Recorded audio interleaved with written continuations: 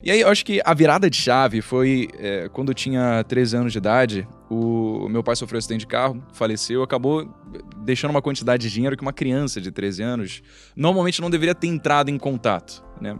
Esperançosamente não. Só que eu tive isso. E o que aconteceu é que eu não fazia ideia do que eu ia fazer com esse dinheiro. Nem dei muito pensamento até, de fato, ele foi liberado pra mim quando eu tinha 18. Então, peraí, você ficou sabendo aos 13? Quando o meu pai faleceu... Que você tinha uma herança. Soube que era nada demais, assim, era 5 dígitos de patrimônio, meu pai era engenheiro da SEDAI, era o que ele tinha suado a vida inteira pra juntar e o que foi distribuído na minha mãe e com as minhas irmãs, né? Tá. E aí, o que aconteceu foi que eu ficava me questionando, assim, o que eu vou fazer com esse dinheiro? Porque a mentalidade que eu tinha era, cara, se dinheiro existe, é pra ele ser gasto. Se ele tá na minha conta, uma hora ele vai ter que ter um destino ali. Só que essa resposta nunca veio pra mim. E aí eu acabei meio que deixando de lado, sabe? Até os 13, dos 13 aos 18 eu não tinha muito o que fazer com ele, porque ele ficou preso numa conta poupança do tipo espólio. Aí eu falei, bom, beleza, quando eu estiver lá é preocupação pro Breno do futuro. Mas eu gostava muito de música, de fazer vídeo, de postar coisa no YouTube, sabe? Foi quando eu tive o contato com a plataforma e comecei a entender como é que o jogo da mídia funcionava, minimamente dentro da cabeça de um moleque que estudava prioritariamente, mas que fazia essas coisas aí com 13 anos. E aí eu acabei desenvolvendo essa competência de edição de vídeo que no futuro veio a ser muito útil pra mim. Porque quando eu cheguei no 18 o dinheiro caiu na minha conta, eu queria ser médico. Eu tava fazendo faculdade de medicina e aí tava muito claro depois, putz, olha, vou usar esse dinheiro aqui pra criar um consultório médico e conseguir atender meus pacientes, que eu queria ser cirurgião plástico na época, né? E aí esse era o destino dele. Só que fiquei 6 meses na faculdade e aconteceu uma parada. Eu comecei a ter uma aula chamada Saúde da Família. Já ouviu falar? Já ouvi falar. Cara, o que é esse negócio aqui? Na faculdade que eu tava, era bem bacana. Porque a gente tinha na prática a vivência de subir em comunidades carentes lá do Rio de Janeiro para prestar atendimento para pessoas que não tinham condição de descer, porque estavam muito debilitadas, ou que não tinham condição de ter um acesso a um sistema de saúde, sabe?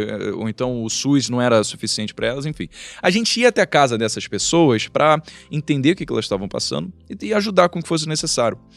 E apesar de ser muito bom para você ver na prática o que é a vivência de um médico, eu acabei trazendo uma energia muito negativa quando eu voltava para casa, porque é umas coisas chocantes, sabe, que você acaba vivendo. Teve uma vez que eu encontrei uma menina, a gente bateu a porta na casa dela, abriu uma menina de 14 anos, grávida, fumando um cigarro. E aí a mulher que estava com a gente, que foi orientadora, ela falou, mas menina, você não quer que o seu filho ele possa ter saúde? Ela falou, né, tipo, sabe quando você ouve uma mãe e você reclama, sai sem mandar muita atenção, entra por ouvido e sai pelo outro? Foi tipo essa, uma resposta desse tipo, assim. E aí ela falou o seguinte, você não quer que você esteja com saúde pra cuidar do seu filho quando ele nascer? Cara, foi impressionante, porque pra mim isso foi impactante, mas o que ela fez? Falou, tipo, ok, irrelevante, sabe? Pessoa, naturalmente, sem muita instrução, que não teve tantas oportunidades. Essa era a vida, ficou grávida, 14 anos, foi o que aconteceu. Outra pessoa tinha um senhor de 85 anos que ele estava com câncer de próstata, cara. Ele foi mal diagnosticado, falaram que não precisava se tratar, que ia passar, que era simplesmente alguma coisa que tinha acontecido lá. Estava em estado terminal de metástase. Ainda tinha Alzheimer. Enfim, eu tive essas várias experiências aqui que me marcaram muito e eu não queria chegar em casa levando essa energia negativa pra minha família, como eu tava fazendo todos os dias. Minha mãe perguntava, filho, como é que foi a faculdade? Eu falava, pô, uma merda. Eu não gostava de ficar revivendo isso, sabe? E eu decidi sair, porque a admiração que eu tive pelo médico começou a se valer muito forte naquele dia, porque eu sabia que não era todo mundo que conseguia isso. Eu não conseguia, depois de viver um dia daquele jeito, chegar em casa e poder olhar no rosto da minha mãe com um sorriso, dar um abraço, sabe? E querer viver normalmente como se eu não tivesse vivenciado nada daquilo. Eu não consegui. E aí, depois que eu não consegui, aquele questionamento de como é que eu vou gastar aquele dinheiro voltou a surgir. E, cara, não consegui de jeito nenhum encontrar uma resposta. Mas, assim, aquelas coisas, tem males que vêm pra bem, porque às vezes a melhor coisa que pode ter acontecido foi eu não fazer ideia de como gastar esse dinheiro. Porque o que aconteceu? Fui lá no YouTube, o melhor professor que eu tive na vida, sempre quando eu ia editar vídeo, aprender a fazer coisas de música. Perguntei lá, escrevi, como começar a investir. Comecei a ver os vídeos do Thiago, comecei a ver o vídeo do Perini, dessas pessoas que eu achava tão engrandecedoras e que estavam dando aquele conteúdo que a gente nunca foi dado na escola e que eram tão relevantes para a nossa vida, né? E aí foi engraçado, porque logo depois eu comecei a fazer engenharia de produção na UFRJ e porque eu estava me interessando muito por finanças para poder gerenciar aquele dinheiro que o meu pai tinha me deixado, afinal, como eu não sabia como eu ia gastar, melhor que ele rendesse da melhor forma possível até lá.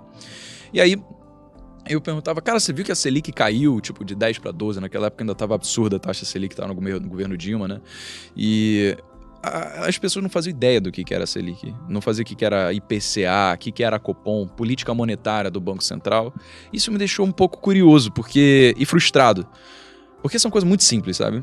Se você pega numa metodologia certa, independentemente da idade que você tem, você pode ter 11 anos de idade, você vai entender o que são essas coisas.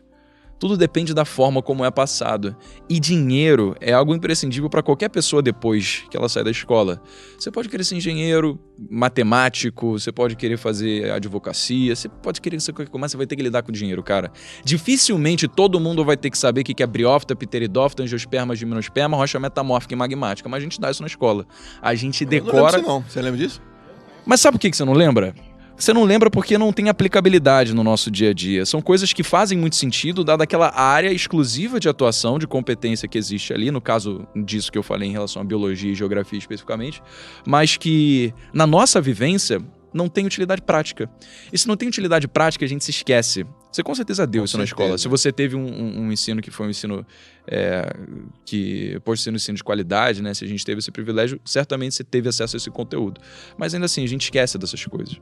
Então, eu comecei a ver o quão importante seria poder trazer esse conhecimento que era importantíssimo para qualquer pessoa. Cara, saber quando é que você vai fazer um empréstimo. Você saber que 100% do CDI é uma coisa que você consegue em qualquer banco, sabe? Sim. E não aquele 70% que o gerente do banco ficou oferecendo para você, o que a poupança te dá.